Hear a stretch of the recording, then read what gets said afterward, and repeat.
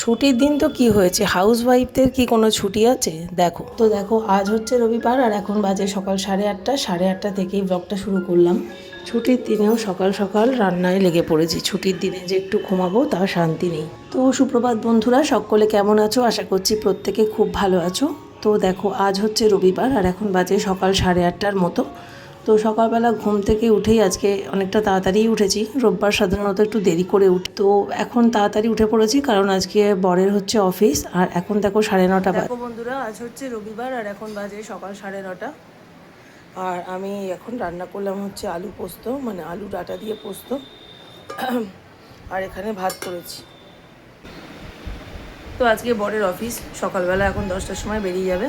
তো ওই জন্য এখন এক পদ তরকারি অন্তত করে দিলাম, ভাতটা খেয়ে গেল। তো এরপর করব বিউলির ডাল আর একটু বড়া ভাজবো। তো ডাল টাল ও খুব একটা ভালো খায় না, একটু শুকনো শুকনোই খায়। তো ওই জন্য পোস্তটা আগে করে দিলাম, পোস্তটাও ভালো খায়। তো ওই জন্য এখন ডাঁটা আলু পোস্ত আর ভাত এই করেছি। আর এখন সৌম্যকেও নিচে ঘুমাচ্ছে, ওকে ডেকে এলাম। আর এখন বসাবো হচ্ছে বিউলির ডাল আর একটু বিউলির ডাল ভিজিয়ে বড়া করব। তো আজকে বিকালে আবার যেহেতু আজকে T20 ফাইনাল ম্যাচ রয়েছে, তো সৌম্য বলেছে মামার বাড়িতে গিয়ে খেলা দেখবে। তো বিকালবেলা বেরিয়ে যাবো হচ্ছে মায়ের কাছে যাব। আর রাতে হবে বিরিয়ানি, মানে বিরিয়ানি বানিয়ে নিয়ে যাব, ওখানে গিয়ে খাওয়া হবে। তো বিরিয়ানিটাও আমাকে এবেলাই করে ফেলতে হবে কারণ বিকালবেলা তো বেরিয়ে যাব। তো চলো এবেলা রান্নাটার পার্ট নিচে, তারপর বিরিয়ানিটা নিয়ে বসবো। তো চলো সঙ্গে থাকো, দেখতে থাকো সারাদিন। দেখো এখানে ফ্লিপকার্ট গ্রসারি থেকে কিছু মাল অর্ডার করেছিলাম। তো এখানে কিছু ড্রাই ফ্রুট কেনার ছিল, যেমন আমন্ড ছিল, কাজু ছিল। আর এখানে একটু দুধের প্যাকেট নেওয়ার দরকার ছিল। পনির নিয়েছি একটা, তার সাথে এটা হচ্ছে সানফ্লাওয়ার সিড।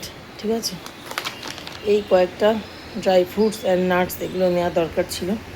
আর বাসন মাজার সাবান নিয়েছি, বিরিয়ানি করব তার জন্য টক দই নিয়েছি। আর তার সাথে ছেলেদের 2-4টে চকলেট ফকলেট অর্ডার করেছি। তো এইগুলো এখন দিয়ে গেল সকালবেলা। তো এখন বর খেয়ে দিয়ে অফিসে বেরিয়ে গেছে আর এখন আমি এই খুচরো খাচরা কাজগুলো করে নিচ্ছি। যেমন ধরো পামকিন সিডটা যেটা গুঁড়ো করে রাখি ওটা শেষ হয়ে গিয়েছিল, তো আরও কিছুটা পরিমাণ এখন ড্রাই রোস্ট করে নিচ্ছি। তো সেগুলো এখন গুঁড়ো করে রাখবো ছেলেদের খাওয়ার জন্য। লোকেরা ভাবে, বিশেষ করে পুরুষ মানুষরা ভাবে হাউসওয়াইফ তো সারাদিন ঘরেই থাকে, ওরা রান্না করে, কাজ করে, ঘর গুছায়, এই আর এমন কি কাজ, সারাদিন ঘরের মধ্যেই থাকা, না রোদে বেরোতে হয়, না তাপে পুড়তে হয়, না অফিসে বসের কথা শুনতে হয়। কিন্তু দেখো এই রান্নাঘরের মধ্যেই তোমাদের দেখাই, এই যে রান্না করলাম, এরপর তো আরও 2 পদ রান্না করব। এখন তো আপাতত 1 পদ রান্না করেছি। তো এর ফাঁকে ফাঁকে যে কত ছোটোখাটো কাজ থাকে, যেগুলো কিন্তু দেখতে 5 মিনিটের কাজ, কিন্তু সেটা না হলে কিন্তু পরের দিনের রুটিনটা পুরো বিগড়ে যায়। যেমন এই পামকিন সিডটা এখন আমি যদি ভেজে গুঁড়ো করে না রাখি, তো আগামীকাল সোমবার থেকে কিন্তু রিজু কলেজে যাওয়ার সময় ওকে দিতে পারবো না। তো সেরকমই কিন্তু মোস্ট ইম্পর্টেন্ট অনেকগুলো কাজ থাকে, সেগুলো কিন্তু আমাদের করতে হয়। এগুলো সেগুলোতে সময় খুব বেশি লাগে না, কিন্তু এই যে মনে করে করে করা, বিভিন্ন রকম চিন্তা মাথার মধ্যে ঘোরা, সেটাই কি কম কথা? তো এইটা কিন্তু বাড়ির পুরুষরা বুঝতে চায় না। অবশ্য সবাই যে একরকম হয় তা নয়, যাদের হাজব্যান্ডরা বোঝে তাদের সব কপাল সত্যিই অনেক ভালো। তো যাই হোক, দেখো এখন ভালো করে রোস্ট করে নিয়েছি পামকিন সিডগুলো, আর এগুলো এখন একটু ছড়িয়ে রাখলাম ঠান্ডা হতে। তো ঠান্ডাটা হয়ে গেলে তারপরে মিক্সিতে গুঁড়ো করব। আর সৌম্য এখন আজকে বললো আবার যে অনেক দিন বিউলির ডাল খাইনি, তো একটু বিউলির ডাল করো আর একটু বিউলির ডালের বড়া ভাজা। তো ছেলের আবদার তো রাখতেই হবে। রিজু আবার এগুলো খুব একটা ভালো খায় না, তো আজকে বলেছি খেয়ে নেবে। তো রিজু সৌম্য দুজনেই এখন নিচে ঘুমাচ্ছে আর আমি এখন বিউলির ডালটা ঢেলে নিলাম কৌটোর মধ্যে। এটা এক্সট্রা রয়েছে, এটা এখন একটু ডালের বড়ার জন্য ভিজিয়ে রাখবো আর বাকিটা ডাল করব। তো এখন বিউলির ডালটা ভালো করে ধুয়ে কিন্তু বসিয়ে দিয়েছি সিদ্ধ করার জন্য। আর তো তোমাদের যেটা বলছিলাম, যে এই টুকরো টাকরা কাজগুলোর কিন্তু সময় খুব বেশি যায় না, কিন্তু এগুলো কিন্তু মূল্য অনেক। এগুলো দেখবে পরের দিনের রুটিনের জন্য এগুলো কিন্তু অপরিহার্য। তো সেরকমই একটা কাজ আমি সকালবেলা করলাম। এই যে পামকিন সিডটাকে ড্রাই রোস্ট করে রাখলাম, এটাকে গুঁড়ো করতে হবে। তারপরে ধরো যে মুদিখানার যে মাসকাবাড়ির যে মালগুলো এসছে দেখালাম আর কি ফ্লিপকার্ট মিনিটসে, সেইগুলো গুছিয়ে গুছিয়ে জায়গা মতন ভরতে হবে। ওগুলো যদি আমি ওখানেই ফেলে রাখি তাহলে কিন্তু টেবিলটা অগোছালো থাকবে, ঘরটা অগোছালো থাকবে, মানে যাচ্ছে তাই কেস। তো যাই হোক, দেখো এখন ডালটাও ভালো করে ধুয়ে নিচ্ছি এবং ডালটা এবার বেটে নেব। তো দেখো একবারে তো পুরোটা বাটা যাবে না, আমার এই মিক্সির বাটিটা ছোট, তো 2-3 বার করে করতে হবে। আর ওদিকে দেখতে পাচ্ছ একটু ড্রাই ফ্রুট ভেজানো আছে, ওটা আমাদের 3 জনের খাওয়া হয়ে গেছে, রিজু এখনও খায়নি, তো রিজুকে ডাকলাম, রিজু এখন এসে এটা খেয়ে যাবে। আর তারপরে একটু দুধ আর ছাতু দিয়ে ওই যেটা দিই সকালবেলা সেটা দেবো।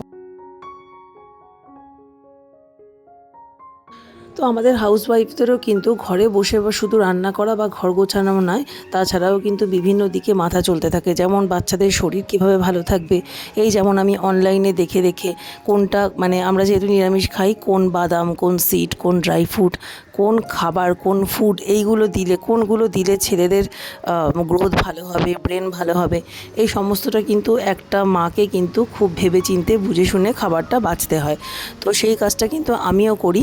কতটা সাকসেসফুল হতে পারি সেটা জানি না, কিন্তু চেষ্টা করি। দেখো আমরা তো কেউই পারফেক্ট নই, কিন্তু চেষ্টা করলে কিন্তু অনেকটাই পারফেক্ট হয়ে ওঠা যায়। তো যাই হোক, আমিও কিন্তু এরকম অনলাইনে সারাদিন কিন্তু এরকম নেটে কিন্তু সার্চ করতে থাকি যে কোনটা খেলে ছেলেদের ব্রেন ভালো হবে, কোনটা খেলে কোন জিনিসটা আমাদের নিরামিষাশীদের কমতি থাকে শরীরে, সেইগুলো কিন্তু ঘেটে ঘেটে কিন্তু অনেক কিছুই আমি পেয়েছি। আর সেই মতনই কিন্তু এই ড্রাই ফ্রুটগুলো আমি অর্ডার করেছি।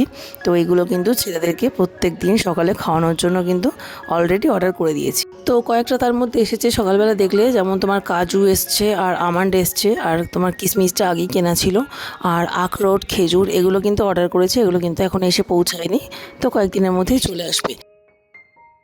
তো এই তো গেল বাচ্চার দেখাশোনার কাজ। এছাড়াও কিন্তু ঘরের কোথায় কোনটা অগোছালো হয়ে পড়ে আছে, ঘর দোর টিপটপ করে গুছিয়ে রাখা, ঘর নোংরা ঝাড়া পরিষ্কার করা, বেড কভার তোলা, মানে বিভিন্ন রকম দিকে মাথা চালাতে হয় হাউসওয়াইফদের। আর দেখবে বিভিন্ন কাজে তদারকি করা, এটাও কিন্তু কম চাপ নয়, তাই না?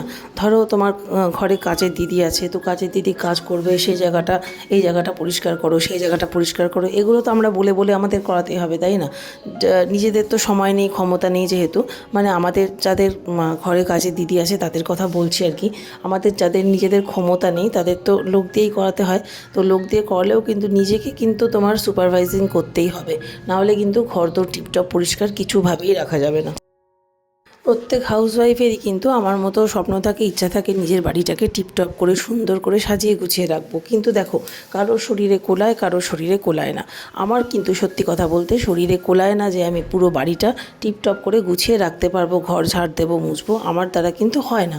তো এর জন্য কিন্তু আমি আমার যে হেল্পিং হ্যান্ড তাকে রেখেছি, এবং তাকে আমাকে সবটা দেখিয়ে দেখিয়ে করাতেই হয়, নাহলে কিন্তু ওরা কিন্তু একটুখানি সুযোগ পেলেই কিন্তু ঠিক মতন কাজ না করে চলে যায়।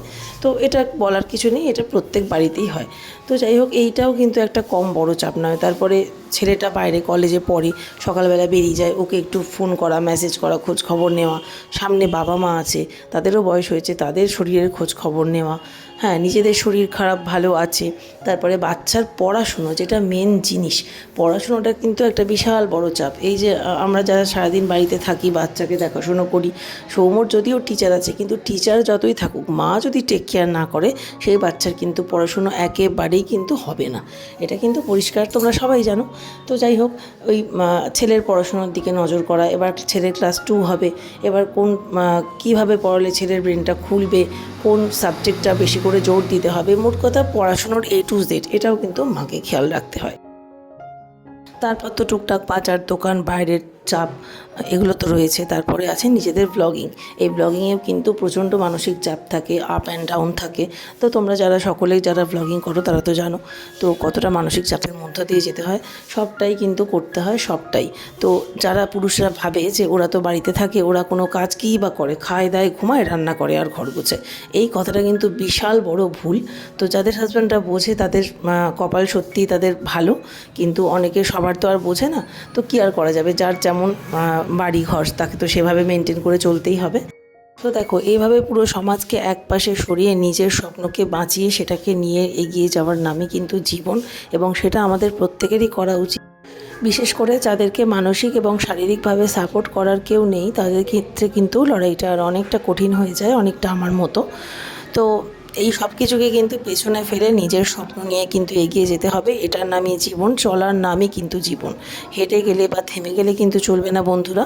তো এর জন্য সব কিছু কথাকে হজম করে, সব কিছু কথাকে মাথায় রেখে কিন্তু আমাদের সবাইকে এগিয়ে যেতে হবে।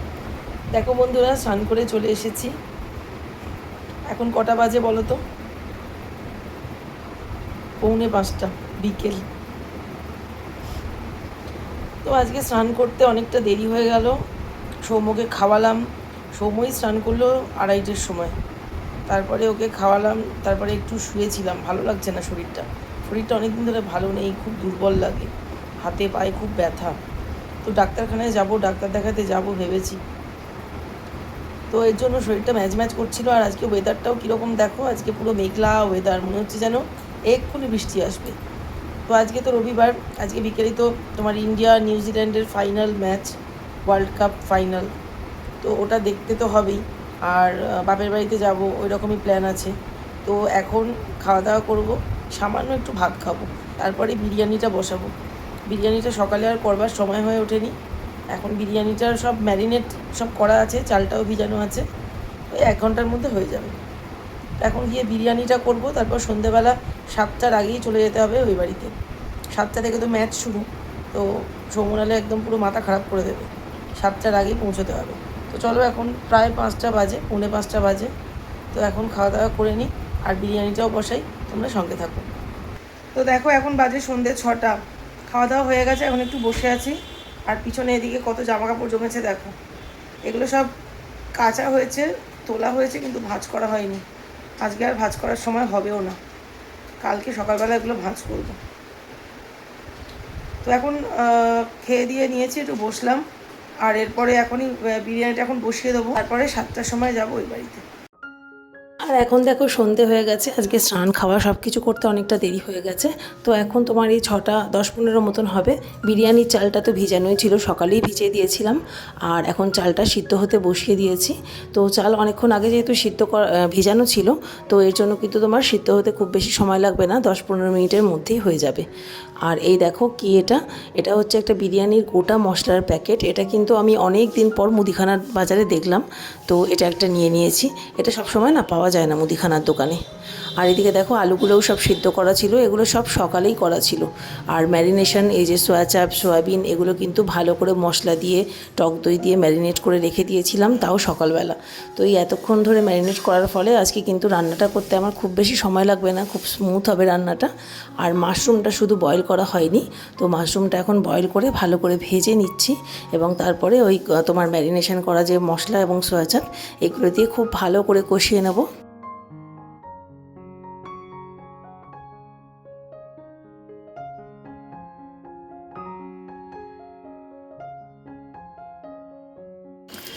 আর আজকে আমরা একটু যাব মায়ের কাছে, মানে সৌম্য আজকে বায়না করেছে যে মামার বাড়িতে গিয়েই আজকে তোমার ফাইনাল খেলাটা দেখবে। তো ওই জন্য বললো যে বিরিয়ানি করে নিয়ে তারপরে ওখানে গিয়ে খাওয়া হবে। তো আমি ভাবলাম ঠিক আছে, তাই হোক, রবিবার ছুটির দিন, ছেলেদের এইটুকুনি আবদার তো রাখাই যায়। তো ওই জন্য কিন্তু এই বিরিয়ানিটা করে নিয়ে তারপরে একবারে চলে যাব।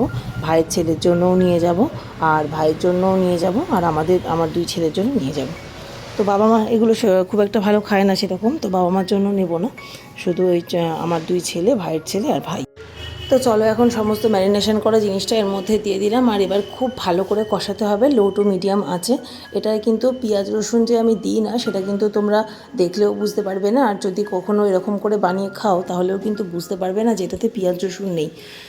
এটা এত টেস্টি হয় খেতে। আমি আগেও এই বিরিয়ানির ভিডিও কিন্তু আপলোড করেছি, শেয়ার করেছি তোমাদের সাথে।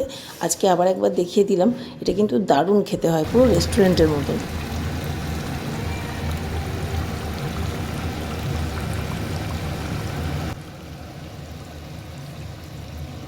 আর এখন একটু চা বসিয়ে দিয়েছি, আমি আর রিজু একটু এখন চা খাবো। চাটা খেয়ে তারপরে মায়ের কাছে বেরোবো।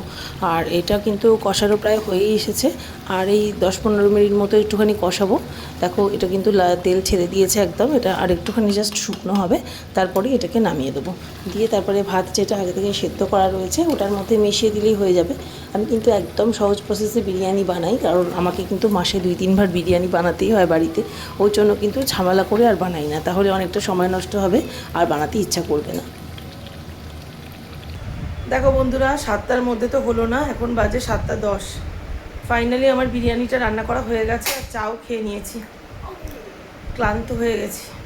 বিকালের পরে একদম কিছু করতে আর ভালো লাগে না, বিশেষ করে রান্নাঘরে রান্নার কাজ করতে ভালোই লাগে না বিকালের পর। ভীষণ দুর্বল লাগে, উইক লাগে শরীরটা। তো যাই হোক, চলো, বিরিয়ানিটা হয়ে গেছে। এবার সব কন্টেনারে করে ভরবো, তারপর নিয়ে যাব। তো চলো, আবার পরে ফিরে আসছি। তো দেখো বন্ধুরা, অনেকক্ষণ কিন্তু চলে এসেছি বাপের বাড়িতে। আর এখন কিন্তু বাজে তোমার এই 10টার মতো, রাত 10টা। তো এখন সৌম্য আর রিচুর জন্য বিরিয়ানিটা থালায় আমি বেড়ে নিয়েছি। আমরা কিন্তু অনেকটা খেলা দেখে নিয়েছি, আর এখন কিন্তু খেলা দেখতে দেখতে ডিনার টাইম হয়ে গেছে। আর এখন রিচুকে আর সৌম্যকে বিরিয়ানিটা বেড়ে দেবো। তো দেখো এরকম কন্টেনারে করে আমি কিন্তু নিয়ে এসেছি। কতটা সুন্দর লাগছে না দেখতে? তো খেতে কিন্তু এর থেকে আরও সুন্দর হয়েছিল। তো দেখো ছেলেদের জন্য বেড়ে নিলাম, আর স্যালাড হিসাবে একটুখানি শশা নিয়ে নিয়েছি। আর এখন 10টা বেজে গেছে, ওদের দুজনকে দিয়ে দেবো, ওরা খাবে। তারপরে খেলাটাও শেষ হয়ে যাবে এই 10:30 পৌনে 11টার মধ্যে। তারপরে খেলাটা শেষ হয়ে গেলে কিন্তু আমরা বাড়ি যাব।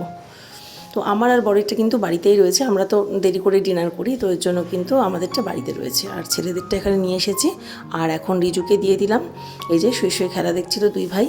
আর আমার ভাইয়ের ছেলে তো এই বাড়িতে নেই, আমার ভাইয়ের ছেলে আছে আমার ভাইয়ের বউয়ের সাথে ওর বাপের বাড়িতে, তো ওখানে ওকে পাঠিয়ে দেওয়া হয়েছে।